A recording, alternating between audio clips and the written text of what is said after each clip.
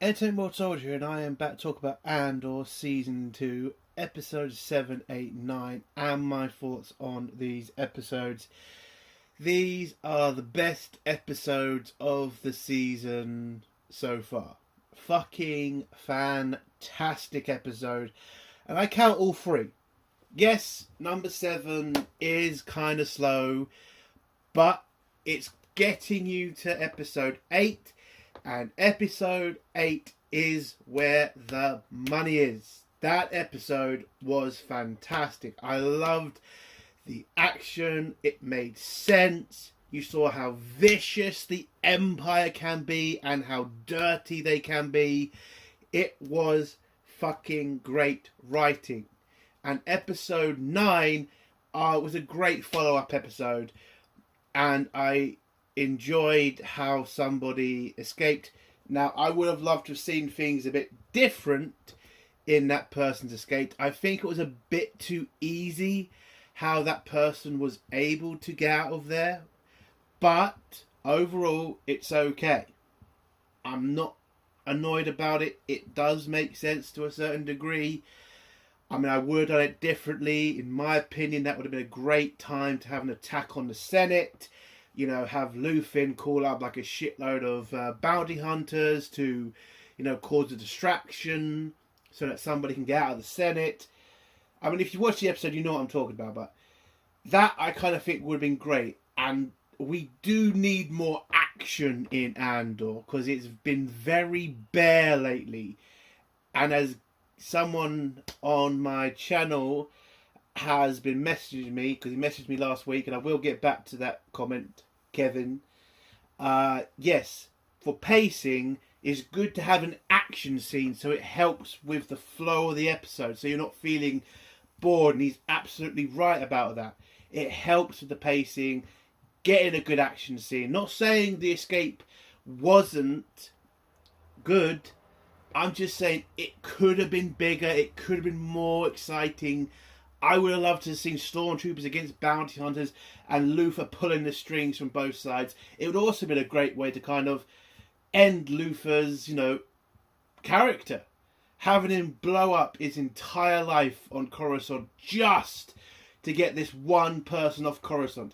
Him sacrificing himself, sacrificing his entire organisation by just getting this person off Coruscant. That would have been great. I have no doubt the writers are going to give Luthen a good ending, but I would have loved it if this had been the reason Luthen dies. Because I think we all know he's dying, but I would have loved it if that was the reason. But as I'm talking about pacing, I want to say that episodes 8 and 9, I love the pacing. I think the pacing was just right. There were times where it was a bit slow, but the scenes, the battle scenes, or the kind of spy thriller scenes, they make it worth it. They make it very, very worth it. Now, episode 7, the pacing issue is a bit more of a problem, but you forgive that because episode 7 is trying to build you on episode 8, and that's great. I love it when they do that. Yes, you have to, have a build-up, but with the build-up, you need the payoff to be worth it. And in this, yes, it was worth it. How evil the Empire is in this scene is exactly how you show how the Empire is evil. You don't need to have a SW or SA, whatever the fuck, to show how evil the Empire is. You don't need that. This fucking massacre is what you need to show how evil those fuckers are. It's a perfect fucking example. They are slaughtering people. And it was horrifying to watch. This is better than the final season of Andor. Because that one, I had my problems with it. Because it just didn't make sense. The stormtroopers just slaughtering people. But in this episode, it makes complete sense because that's the part of the fucking plan. And I do want to talk about There are some people on X talking about why would the Emperor order such a ridiculous attack? This would just make him look evil. He wants to, show the galaxy that he's a good guy or something. Did you not watch the last 6 fucking episodes when Krennic literally explained the entire fucking reason that this was going to have to happen? Yes, Emperor Palpatine needs the fucking minerals on the planet for the Death Star. Now, as soon as they start digging for this material, it's going to fuck up the planet. And as soon as the people of Gorman realise that it's damaging their planet, they're going to resist, which is going to take too much time for the Empire to deal with. So they're doing this slaughter to fucking get on with it. Push the Gormans off the planet and then start destroying the planet from the inside. Again, the Emperor is not going to need to look nice when he builds a fucking Death Star. Did none of these people watch A New Hope? He gets rid of the Senate because he doesn't need it anymore. He doesn't need to do the pretense of being a nice leader who's listening to the people when he's got a fucking planet killer. I'm sorry, it just kind of pissed me off when some idiots are saying, oh, Emperor Palpatine's dumb for doing this. He's not dumb. He's getting to the end game, which is the fucking Death Star. As soon as that's built, nobody will be able to challenge him. Except, it gets destroyed. I get that, but this is the Emperor's plan. So, it just annoys me. That is not a fucking good criticism of this. It's dumb. Especially when you know what the Emperor's plan is to the end. But anyway. But we have to mention Andor, and he was great throughout all 3 of these episodes. They really utilised him more in these episodes. And they didn't overuse him, because there was times you could have said that Andor took over the situation and saved the rebellion at times. No, he was just a good character in this. Everything he did made sense. How he had to do certain things. I really did enjoy Andor. And again, I think Andor's been getting better and better the longer the series has been going on. It starts kind of pretty stupid with Andor, but then the season, usually gets better and better with Andor. So, credit to the writers for that. I also liked how they portrayed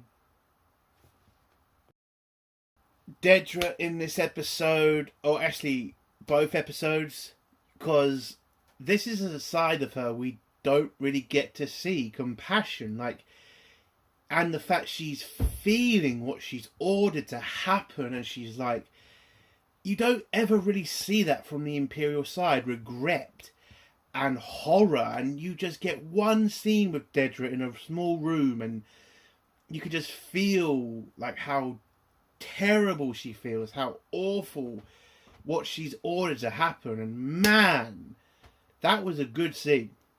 And again, you can show that some people in the Empire, even the worst people, do have emotions. Maybe they do have regrets. I'm not asking for Palpatine or fucking Vader to be going to counselling, but not everyone in the Empire is completely evil. Yes, they've got an character in these 2 episodes that kind of takes over that role, which is a certain captain who was from season 1. I think his name is Captain Kado. He's back. And you can show super evil sons of bitches like him. And Dedra, as she does do bad things, but she still has a soul. I like that. I will have one criticism, though, for a different character, which I was kind of disappointed, because how they writ him in this episode kind of pissed me off, because the person I'm talking about is Cyril. Now, he had a complete character change from a year ago, because I can't really go into spoilers yet, but there's a big reason why he has somehow changed sides.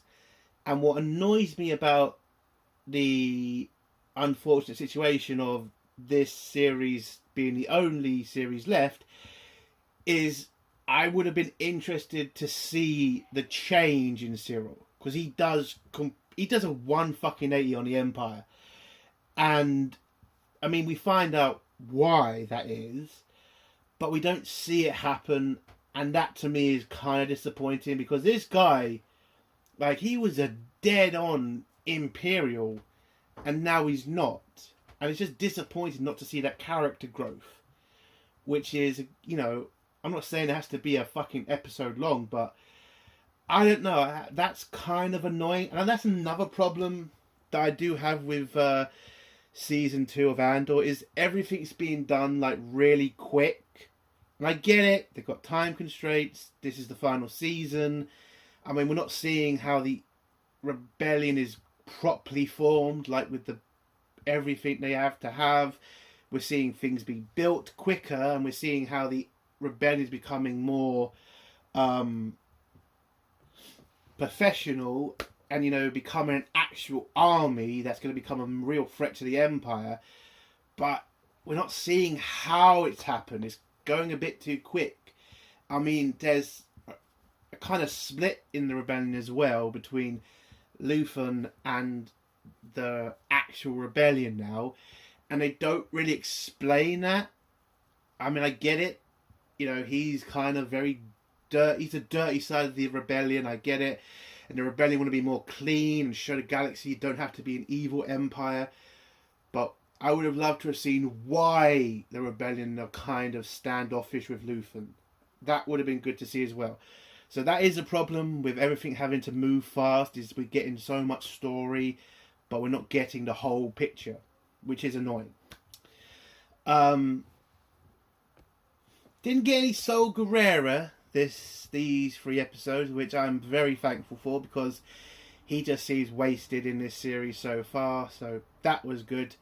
We didn't get to see a lot of Bix in these episodes. I mean, she was there, but we didn't get all the depressing scenes of her, which I like. And I think they did do something a bit stupid at the end with her. I would have preferred something different, but if they're going to go that way with her, fine. Didn't get a lot of Luthen in a lot of these episodes, and I thought that would piss me off, but the story makes up for it. I get why he's not involved in a lot of it. It wouldn't make sense for him to be involved. Again, he's still a good character. I like the actor. It is sometimes annoying when your favourite character isn't in the story completely, but again, I get it. Couldn't be in the first couple, but he was in the last one, so I get it. I like it. Sometimes it is a little bit disappointing, but I do get it. We do also get a new character at the end of episode 9, which is a fan. I think it's been a fan requested character that has needed to be brought into Andor ages ago, but I'm happy he's there. I'm happy to see the backstory of how he has joined the rebellion, and yeah, it's pretty fucking good to see that character back with Andor. And the way they introduced him was kind of funny, but what else would you expect from that character? So what would I give these 3 episodes out of 10? I would give episode 7 a 7 out of 10, episode 8 a 9 out of 10, and episode 9, I will give that an 8 out of 10. Great episodes. This is good writing for Star Wars. If Star Wars had been written like this, if the sequels, I mean, had been written like this, with the good stories, the good characters, Star Wars might be in a very better position than it is now. So it is annoying when you do remember that Andor is unfortunately not the only Star Wars show that's out there, because the rest of them are pretty fucking shit. But hey, we get something good. I'm happy with it. These 3 episodes are fantastic, and I cannot wait for the next couple of episodes. It should be good. So let's get to spoilers now. If you don't want to hear spoilers, leave in 3, 2, 1. So episode 7 starts off with telling us it's been a year since the last episode. We are now on Yavin, 2 years before the Battle of Yavin. And we're seeing the rebellion start to mould into the rebellion in A New Hope, into a more organised, a more professional military, which is very good to see. Again, I would have loved to have seen it from the beginning and let it grow, or see it grow, but listen, I'm happy with it. So ship lands, a bunch of rebel soldiers get off the ship, and also Willman, who is Andor's friend from the planet from the first season, I forgot it, Phalax or whatever, goes through a rebel camp where you're seeing all where the rebels sleep and shit, and goes to visit Andor and Bix. Andor's struggling with a wound from a blaster, and he's still struggling with it, and Bix is trying to help him, but he's kind of like, he's being an old man, I can deal with it, don't worry about it, blah blah blah. Then Willman arrives, and they're happy to see him because he went on some sort of secret mission, didn't tell them about it, so they're very worried about him, especially Bix. Bix mentions that he needs to make sure he reports in because it's getting more professional now in the rebellion, so they need to keep to the rules because those are the rules. I think it's mainly because they're now getting a lot of Imperials who are now abandoning the Empire and joining the rebellion. I kind of wish more of that had been said, because the general that Andor has a fight with later, he's an Imperial general who turned on the Empire and joined the rebellion. I would like to see a scene between ex-Imperial and Andor. That would be interesting. But anyway, so Willman, whatever, tells Andor that he has not a message from Luthen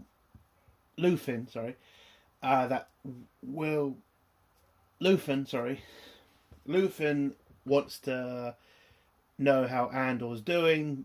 It turns out Andor and Luthen not exactly talking to each other at the moment. Again, in the first episode, you kind of start to see that there's a rift between Luthen and the more professional rebellion. As I said before, the professional rebellion doesn't want to be dealing with the dirty side of the rebellion anymore. I would have loved to have seen a bit more talk about that, more of a conversation. It does come from Andor. He says, he doesn't really want to deal with that side as well. He wants to, fight the Empire his own way, but much more cleaner. But anyway, one thing I want to do, what I like about this scene is I love the argument between Willman and Andor. Willman's really loyal to Luthen because Luthen's really fighting the Empire. He's fighting in a dirty way, but he is fighting the Empire. Where he's kind of seeing the more professional rebellion kind of only preparing, and Andor kind of comes back in with, but they're building an army, and they're not just going to waste time by shooting a bunch of military targets and waste personnel. They're building a force to get ready to take on the Empire, and that's going to take time. But Willman, he just wants to fight the Empire, to get revenge for what happened on his planet and all that stuff. So you can kind of get the argument from both sides. But again, it's a great scene. Both sides have good arguments, and it's just really enjoyable to watch. Good writing is great to watch. But they have the argument. They end that argument, and then Andor pretty much just asks where Willman's been, and it turns out he's been to Gorman. We then go to Gorman, where we hear a news reporter. Now, I don't know where I sit with this, with like news reporters and stuff in Star Wars, because again, Star Wars is supposed to be, it's not supposed to be just like our universe. It's supposed to be the Star Wars universe. So I'm not sure I'm happy with this, because it does kind of just look like Earth at this point, with news reporters talking a load of shit, which is basically propaganda. But it does make sense in the story to have them there. I get it, but again, it just doesn't feel like Star Wars to have news reporters. It really doesn't. But the news reporter pretty much tells us what's been happening on the planet. You know, Imperial might has come to the planet. There's a curfew. People, well, the Gormans have been pretty much locked up in their houses, and the Empire's pretty much taking complete control of the planet. And there's an armada in space to pretty much remind the civilians there's not really much they can do. But the Gorman resistance has been doing their thing. They've been attacking places, and they've done a significant attack apparently on a docking plant or something, which has now made the Empire be more severe and more on alert. But some people are thinking that this was propaganda, that this attack was made up by the Empire to blame on the Gorman resistance, to give the Empire an excuse to be more tougher on the Gormans. Again, what I love most about this story about Gorman is it's just how, you know, it shows how the Empire can take out a planet like this, you know, get rid of its people's freedoms, like actually force fascism on a culture and a people. Not like how the left thinks, you know, fascism works with somebody voting for somebody they don't like. Actual fascism, actually taking away people's freedom. And it's pretty fucking horrifying when you think about it. Again, like, Gorman never did anything to the Empire, and they're being treated so badly. I mean, for us, we know why they're doing it, but if you're a Gorman civilian, you must feel like so confused. And I do love it when you kind of see people, like, especially their senator, who is just confused. He doesn't understand why any of this is happening to his people. Like, they haven't done anything to the Empire, but the Empire being so abusive, they're taking so many rights from them, and they just don't know what to do. It is tragic what's happened to that planet. And again, credit to the writers, because wow, you really do feel for the Gormans. You're going to feel very fucking sorry for the Gormans in episode 8. So yeah, the planet's pretty much taken over by the Empire. You see Deadmore talking to Parallax about, you know, the plan, which is basically they're going to start drilling for the material they need for the Death Star in a couple of days.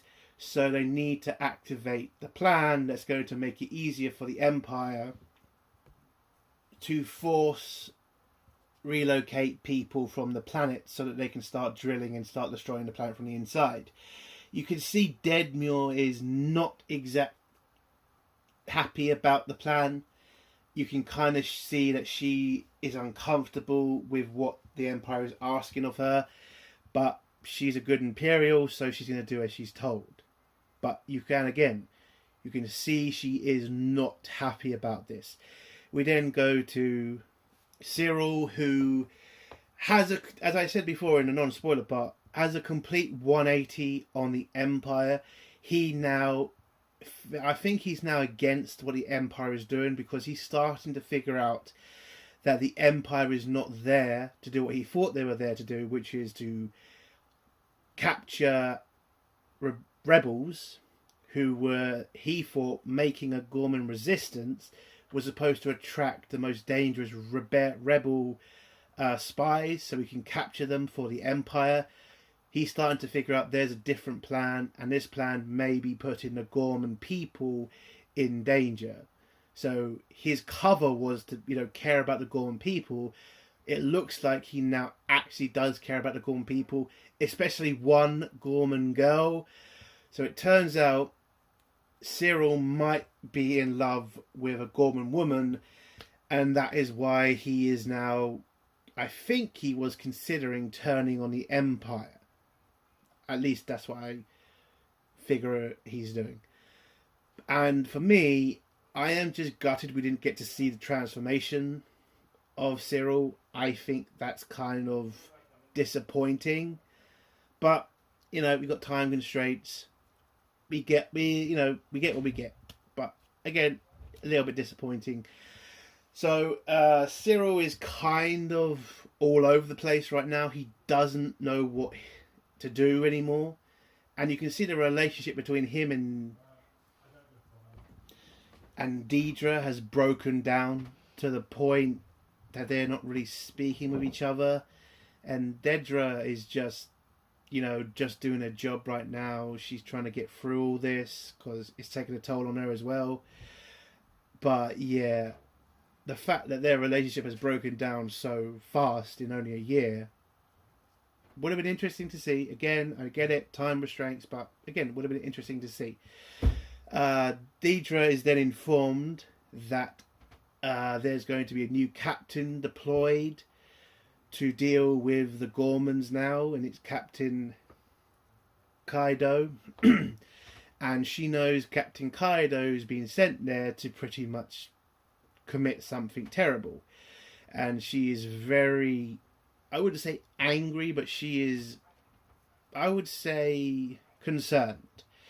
Because, again, if you remember season 1, this is a guy who literally slaughtered a shitload of innocent people. And why would you send a guy like that to Gorman when you're planning to pretty much force the relocation of the entire planet? Well, you're going to send him there to really, to murder people, basically. You then see the relationship between Deidre and Kaido. It's pretty much non-existent. They do not like each other, but he understands why he's there, and he reminds Deidre why she's there. She's there to give the terrible order that he is there to commit, basically. And he needs to know if she is on board. She is not happy with this, but again, she's a good Imperial. She'll do as she's told. We then go back to Yavin, where you see Andor talking with... Oh, no, we don't. We go to Mon Mothma on back on Coruscant. We see the Senate has changed. Basically, there's more security around the Senate. You have to have passes to get in now, and a driver also reminds her that she needs to start telling Senate security her travel plans, for her protection, but basically just keep an eye on her. And she agrees, but doesn't as well. She just says, yeah, she'll deal with it later, and then heads up to her office. We then hear news propaganda about the Gorman resistance, or as the Empire now calling them, terrorists, the attacks they've been committing, the massive propaganda campaign the Empire is doing against the Gormans, and it's pretty fucking bad stuff. And you also see here the corruption of the Senate, basically, with senators agreeing with how the Gormans are being treated, and wanting to create more blockades for the Gormans. So how Palpatine controls the Senate, basically bribing a bunch of senators to say the nastiest shit. We then see a scene between Mon Mothma and Senator Organa. Oh no, not Senator Organa. The senator from Gorman, basically kind of realising his planet's fucked and saying to Mon Mothma he wished he'd acted sooner and agreed to what her plan was, and just gives Mon Mothma like a massive pat on the back, basically. You're the greatest person ever. I wish I was as powerful as you, blah, blah, blah, blah, blah. It kind of felt a bit too much, I would say. I mean, especially for a guy whose planet is basically being attacked constantly. I kind of would have liked a bit more of something else, like maybe asking for help, or maybe saying my people are strong. I don't know. I just didn't like the ass kissing in this scene. It kind of did feel a bit too much. But, it's what the writers want to write. It's what the writers want to write. Let's get this overdone with quick. We then go to the Gormans, and the Gormans are having an argument. The Resistance having an argument with each other. One side wants to be more peaceful Resistance. The other side wants to be more bloody. And then you get the guy in the middle who pretty much tells both sides to calm the fuck down because they're all Gorman and need to stop fighting each other. And by the way, I think I just realised they're speaking German and French at the same time. Kind of interesting. I didn't because you hear French words and you hear German words. I kind of think that's a good way of doing like new languages. I thought that was alright. But anyway, yes, the Gormans have a fight. They agree that they're all Gorman. They're going to fight together or whatever. We then go back to Yavin, where Andor has an argument with a general because Wilman wants Andor to go with him back to Gorman, where they're going to try to assassinate Dedra for, the shit that happened to Wilman's dad, revenge. And he agrees, but the general or the admiral, whatever the fuck he is, isn't exactly happy about this, because again, this is more professional military, and you don't just grab ships for anything without, permission. But Andor tells him to pretty much go fuck himself and just grab the ship and legs it off to Gorman. He gets into a hotel. The plan basically is Andor's going to stay in a hotel, wait for Dedra to be on the balcony and take a sniper shot at her. And the episode ends with Andor having a conversation with the person, with a desk clerk who, turns out to be working with the Resistance and pretty much tells Andor to watch himself and he's going to keep him off the records, basically. And the episode ends with Andor getting ready to kill Dedra. We then go to episode 8, which is the best episode. So, the plan to get rid of the Gorman people has started. You see Captain Kaido bring in some new troops, which turn out to be new ones who are basically look like children. They're not children, but they look pretty young and inexperienced. And the reason that he's bringing these troops in is for his plan. He needs troops who are not professional so that they can do the wrong thing. And so the Empire start to open up the plaza to the public again, and the Resistance do exactly what the Empire wants. They want them to flood the plaza with people, and that's what they do. You then get Captain Kaido going to Dedra and telling her, do you give the order? She hesitates, but eventually gives the order, which is basically to set up the Gorman Resistance and to cause a massacre, basically. So, whilst all this is going on and the Empire is getting ready for their plan, Andor realises he can't take a shot from the balcony anymore because there's too many stormtroopers, and he knows that as soon as they'll see him and shoot him and kill him, he doesn't want it to happen. But they still want to do the assassination, so he heads down and cancels the mission. But as the Gorman people are now protesting at first, they start, saying the whole galaxy's watching, normal protester shit, and they rush up to the plaza. They all scream at the Empire. Then one of the Gorman people starts singing the national anthem, I think, and they all start singing blah blah blah blah blah. But you see one of the Resistance people, the old man, talking to his daughter and telling her this is a trap set by the Empire for the Gorman people. He tries to stop them, but nobody's listening. He then gets into a fight with Cyril, who pretty much throws him to the ground. And then Cyril rushes into the Imperial office to talk to Dedra. He gets stopped, thrown in a room with a bunch of K2 units and a bunch of people, but then manages to slip away, gets to Dedra. Dedra tells him, their mission's nearly over, the plan is nearly complete, and they'll be able to go to Coruscant where they'll get rewards and promotions and everything will be alright again. And then you see Cyril literally snap, because he now loves the Gorman people, especially one of them, and he strangles fucking Dedra. He strangles her and demands to know what the plan is, because there are now rumours of ships landing with drilling equipment, and this is when he starts to realise, holy shit, you're basically going to try to destroy the planet or dig something for the planet. Demands to know what the plan is, and Dedra tells him that there's a certain material on the planet that they need to dig for, but digging for this material is going to destroy the planet. So the reason he was sent there was to make it easier for the Empire to get rid of the Gorman people. He then breaks down and tells Dedra to fuck off, basically. legs it back out into the protest, and then the plan unfolds. Captain Kaido sends out his inexperienced troops. His sergeant does try to tell him that it would be a stupid idea for him to send those troops into the protest, but the captain just tells him to do his fucking job or he'll be in a prison cell. So he reluctantly agrees, sends his troops out, where you see the actual Imperial plan, which is basically they have an Imperial sniper in a position to shoot one of the Imperial soldiers, knowing that when you kill one of them, the others will start to, well, as they're not professional, they'll start shooting every random person they can, and that's exactly what fucking happens.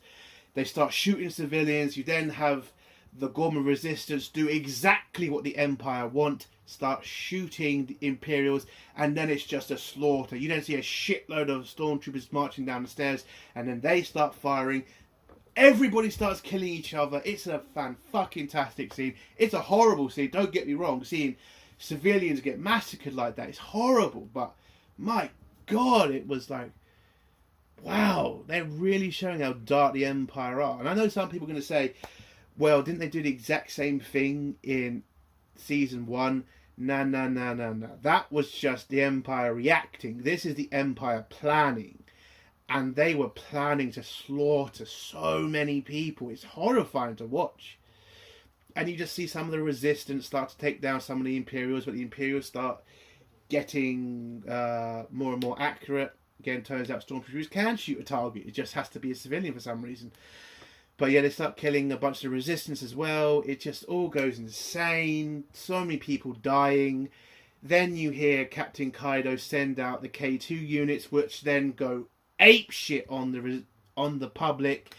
And you then see the Gorman girl who Cyril loves grabbed by a K2 unit, and he just fucking flings her all across the fucking plaza, and she dies.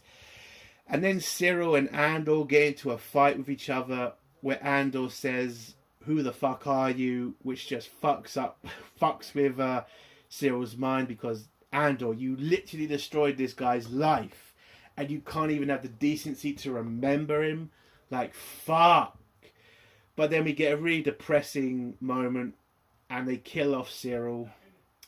And again, I am gutted by that. I would have liked to have seen Cyril a bit more angry about the fact Andor doesn't remember him, the guy who ruined his life. I mean, come on. Fuck me, that's horrible. But yeah, Cyril dies. The Empire are just killing more and more people. You see a massive explosion.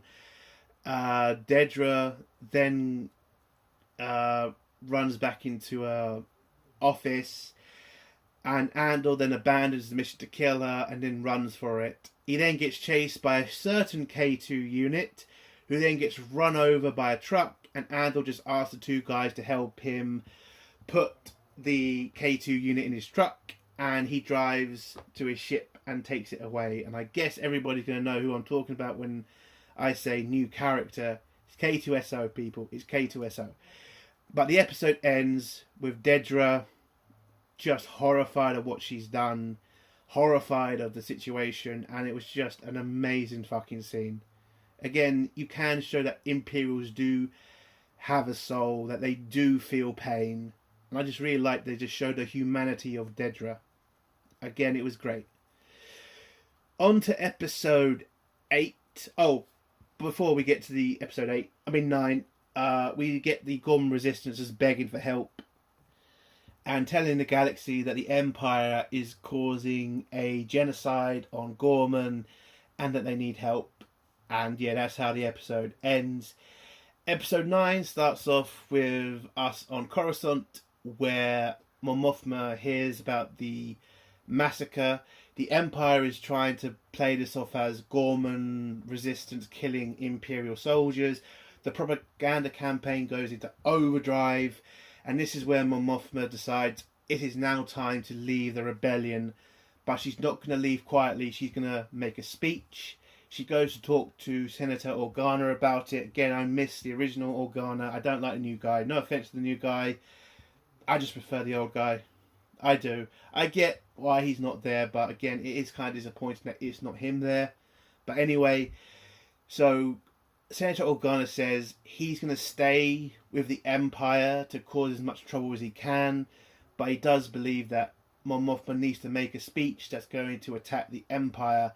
But as soon as she does this, that's the end of her life on Coruscant, and that's when she's going to have to join the rebellion. So he makes a plan for her to escape, and then she goes to go practice a speech where Luthen goes to talk to her, and this is the first time we're seeing Luthen, and he tells her you can't trust Organa's people. There's a spy in the group, and they'll put you in a prison cell before you can make the speech or before you can get away. And just tells Mon Mothma, I'm sending my best agent to help you. He will tell you I have a lot of friends. That's the code word she needs to hear to know that's his people. But Mon Mothma doesn't really agree. Luthen also tells her that her most loyal person actually works for him. This devastates her. She fires that guy. Luthen then just gets the plan ready. Mon Mothma makes the speech in the Senate. And I would not say the speech is fantastic, but I love the ending when she outright calls out Emperor Palpatine, which I thought was just a great scene at that point. But then Andor gets to her, gives her the code. He gets her out of the building through security. Mon Mothma's driver then arrives to, I think, capture. I'm not sure what his character was doing, because I kind of think that speech got through to him. If you kind of look, it feels like the speech did get through to him. And he might have been trying to help her. I don't know. But Andor doesn't take the chance. He does what he has to do. He kills the driver, grabs her car, gets her to a safe house. And then Andor's told that Mon Mothma is going to be taken on a different ship. This is where the scene literally tells you what's going to happen in Rebels. Because there's an episode where Mon Mothma escapes the Empire. If you watch Rebels, you know what I'm talking about, but that's what's going to happen there. And Andor gets his friend Wilmond back to Yavin to get medical help because he didn't fare well on Gorman. You then go to Yavin, where Andor has a conversation with Bix about their future in the rebellion. He doesn't want to do this anymore. He wants to just go out and have a life. Then he goes to bed, and Bix just tells him, yeah, I'm leaving you so you can stay with the rebellion and fight the Empire. And when we're done, we'll meet up again and have that life you wanted. And so they've gotten rid of Bix like that. I'm not sure if she's coming back. That might be where she ends. They might bring her back as something else, but I don't know. I'm kind of disappointed. Again, I would have rather seen her gone out in a blaze of glory, like in an X-Wing fighting the Empire. I don't know, but that's the way they want to do it. That's the way they want to do it. And the episode ends with K2SO being activated and introducing himself to Andor, who's pointing a blaster at him. And that's how the episode ends. I know I kind of rushed through that one, but that's basically all you need to know about the episode. It's a great episode. Listen, I loved it. You know, again, I would have changed the escape route. I would have had the bounty hunters attack the Senate and, you know, have a firefight between bounty hunters and stormtroopers. That would have been fun to watch. But again, it's an okay escape plan. But yeah, I love these 3 episodes. They were great, greatly written. 2 of the episodes greatly paced. And yeah, I'm absolutely excited for the next couple of episodes next week. But I'm still shocked. I mean, I was not expecting this. I was expecting some of the old shit that we were going to get boring episodes, but we get episode 8, and I think episode 8 will be the best episode of the season, in my opinion. So, as I said before, episode 7, 7 out of 10, episode 8, 9 out of 10, and episode 9, 8 out of 10. Great episodes. Can't wait for next week. And that's the end of my review. If you like this review, give it a like. If you dislike this review, give it a dislike. And if you like my content, do think about subscribing. And if you have a comment, leave it below and I'll try to get back to it. Entertainment More Soldier. Bye.